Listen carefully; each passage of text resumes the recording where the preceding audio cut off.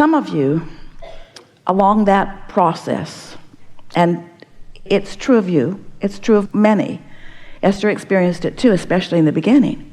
You become so determined to be really good, deliberate creators that you sort of hold yourself back from the expansion that you're not up to speed with yet. You don't ask for all that you want. You just don't let yourself go there because you're guarded. You don't want that other shoe to drop. You don't want to come face to face with the realization that you've asked for something that you haven't allowed yourself to realize. So we began saying to you, you're never going to get it done. You're not ever going to get it done. So let that go. And you can't get it wrong. So be nicer to yourself along the way. But still, there's a sort of precision about you, a sort of guardedness about you, a sort of, I'm going to get this right, that doesn't allow you the adventurous version that you really want. The really adventurous version, because you're afraid of getting it wrong. And we want you to understand that you can't get it wrong. It will never be so wrong that you can't pull it back into alignment if you want to. And so when you say to us, and we hear it often from people, my life is going pretty well, we would rather hear you say, I am ravenous about this life. There's so much that I want, and I'm screwing up every time I turn around. There's so much that I want that I'm not allowing myself to have. And that's what you're reaching for. You're reaching for more aliveness. You're reaching for more enthusiasm for life. You want to allow more of the energy to flow, even if it risks you resisting some of the energy that's flowing. And so sometimes when that desire is strong within you and you have not even acknowledged it to yourself, something that indicates the resistance that you've got going on shows up in your experience and causes a faster development of desire, faster than ever before. This life is supposed to produce desire even if you haven't yet come to the place that you're allowing yourself to receive it fully. But we began almost every conversation as we start out in a day. You almost always, when we say, are you enjoying your desire? Because we want you to have desire that is rampant, that you aren't up to speed with, because it's so fun getting up to speed with the desires that you're not up to speed with. That is the zest of life that you're looking for. We're going to say it again. The zest that you're looking for is for your life to launch rockets that you're not in the vicinity of because it's so fun to get in the vicinity of it. Because everything is relative. It is so fun to move from not being in alignment to in alignment. That's fun. It's like, why do you go on the roller coaster? Why do you go up so you can go down? Why do you do that? Because you like the relational experience. You like the feelings of that. You get a sense of what we're talking about? Yes. So what you bring to this table, and it is a wonderful representation, and a lot of people are feeling it, is don't be afraid to get out there in the dynamics of this vibrational universe and let your desires soar far beyond your ability to own them. Because when you do come into ownership of those, how good it's going to feel. It's sort of like, do you remember those Thanksgivings when you were obligated to go to 3 or 4 different places at once?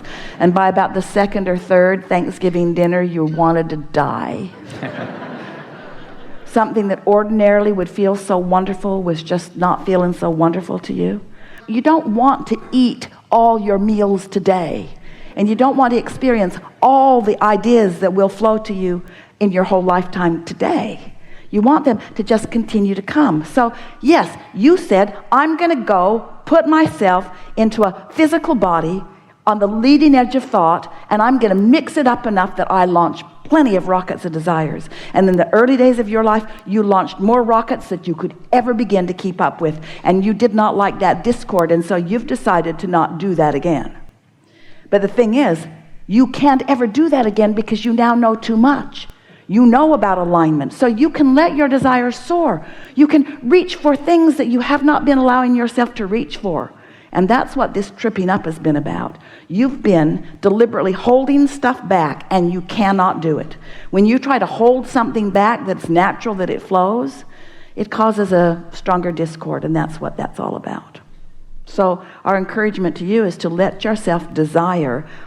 So here, if you've got a desire and you are not allowing yourself to let it flow, the discord is uncomfortable, and then you pronounce yourself doing something wrong. So you've been attempting to do something that no one can do. You've been attempting to hold the desires back, which you can't do. We want you to encourage the desires. Does that make sense to you? Yes. What do you want? What do you want? What do I want? What do you want? Well, I want to do everything. I want to go out and have everything I want. I want to have more abundance than anyone could ever have. I want to be able to do anything at the drop of... I want abundance because, why? It gives you the ability to do and have whatever you want. And what do you want to do? I want to go and travel the world. And what do you want to have? What I want to have? I want to have joy. That's what it's about. But what do you want to have? You're talking about abundance. You don't buy... I would love to make music. I would love to travel the world. I would love to be... and what's out there in the world that you want to see? People and beautiful things and cultures and... different experiences. Experiences, yes. So that's the first time you've really gone there in a while. Because you're so practical. Because if you let yourself want something that you can't go do right now, it feels like failing. It feels like a pipe dream. And in an action world, we don't want you to go do things that you can't afford to do. But in a vibrational world, you are abundant. You get to think about those things that you want to do. You get to let your juices flow about that. Spend time letting yourself be in the receptive mode of the imagination of that, you see. We're happy to have this conversation because usually a conversation as we're visiting with our physical friends goes something like this. I have desires. I've got lots of desires, and there are things in my way from these. But you've taken it a step further, and a lot of you have. I have lots of desires, and I've got things in my way that keep me from it. And so I hold myself from thinking about desire, because when I turn my attention to my desire, my negative emotion, as I'm aware of the condition of it not having happened yet, flares up, and then I think I'm miscreating. Did you hear that? So now what we're saying to you is, I have desires that my vibration is not allowing me to manifest right now. But I've decided to approach this life unconditionally. So I don't need the condition of that desire right now to be happy. The thought of it feels good to me. I'm going to allow myself to think about it. I'm going to allow myself to find the feeling of it. The feeling of landing in a country that I haven't been in before and looking out the window into the environment of it and getting my first glimpse of something that is new. And stepping off the airplane into the weather atmosphere and feeling the atmosphere, the earth atmosphere of this, feeling the temperature, feeling the humidity, smelling the fragrances, being there, getting a glimpse of the people, hearing their sound, feeling them. In other words, you don't have to go there physically in order to have that emotional experience. You see what we're getting at? And as you allow yourself that emotional experience, we're going to say it, we've just got to, that unconditional experience, because the condition didn't happen yet. You aren't on the airplane. You aren't on the airplane. You're not there smelling it with your nose. You're smelling it with your emotion. You have allowed the thought to manifest. So don't hold back from that. When we begin every gathering, we say to you, are you enjoying your desire? And you say, yeah, you do. You say, yeah. But you're usually not enjoying your desire. You don't really get what we mean, because what you mean is, I'm allowing myself to enjoy the desires that I'm letting myself have, because I'm keeping a close guard on not wanting more than I believe I can have, because it's torturous. And we just think that torturous contrast is so good for you, because you cannot hold desires back, and when you try, you introduce unnecessary resistance into your experience. And the reason that you hold your desires back is because you've been using feedback from others who don't believe in the process, who don't understand the process, who don't believe in themselves, and who don't believe in you as your feedback. So if you say to someone who hasn't traveled the world, who doesn't understand about vibrational currency, it's a vibrational currency that we want you to spend. We want you to discover the currency of vibration, the currency of letting the energy flow. We wanting to expand your sense of where you stand and who you are in this equation of creation. And we're wanting you to, all of you, to hear us when we say, you're not getting your fair share. You're holding yourself back from your fair share because you've got bogus beliefs and flawed premises that keep you from letting yourself have your fair share. So in that limited thinking, you don't let yourself want in the way that you naturally do, and you practice not letting yourself want with such deliberateness because you don't want to look bad. You don't want to be talking about stuff that you can't demonstrate right now. But we want you to be talking about stuff that you can't demonstrate because we want the unconditional pleasure of it to be what you're going for. We're out here on the leading edge, friends, way out here on the leading edge. As we visit with you, most people who come to us initially, they just want to figure out how to live a better life. They just want to figure out how to have more money and more friends and have nicer things in their life experience and to fulfill their reason for being. And it's a long list of things that you want. But few of you understand that the key to what you're looking for is a fast-moving vibration that you're up to speed with. That's really what you're looking for. If either of those elements is out of whack, if you don't allow a fast-moving vibration and you're not up to speed with it, you don't feel so good.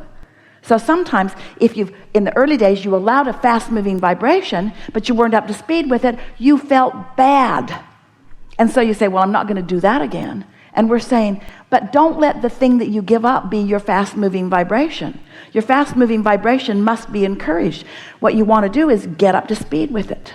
So we want you to talk more with more sense of ownership of who you really are and what's coming. We want you to say things like, I am one of the most vibrationally prosperous people that I've ever met. I understand the laws of this universe. I understand how things work. I get who I am. I can feel the power of who I was when I was born. I can feel the perfection of my choices. And the contrast that I lived was so perfect for me. I launched so many rockets early in my life experience. And my vibrational reality, my vortex, is huge as a result of that early work that I did here in this physical body. I'm so happy that I was always on my path and I always did exactly what I was here for. And I love that there is a robust vibrational calling that is calling me in a really powerful way. And I revel in every hint of it, every inkling of it that I get. I revel in that.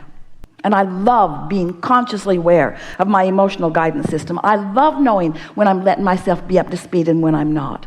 I'm poised for the perfect life experience.